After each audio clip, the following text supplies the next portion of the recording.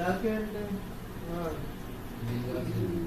పైన కింద పైన కింద అదెందుకు తీసాడు?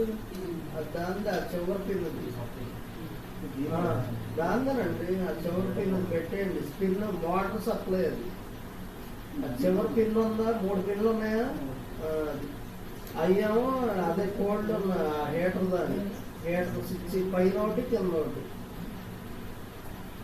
మధ్యలో పిన్ వదిలేదు. ఇప్పుడు ఇక్కడ ఉన్న ఈ 2 వైర్లేమో స్పిన్ క్యాన్సిల్ స్విచ్ అయ్యే స్పిన్ క్యాన్సిల్ స్విచ్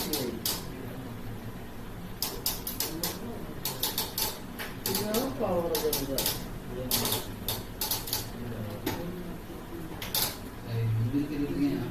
వెనక్కి జరగదు.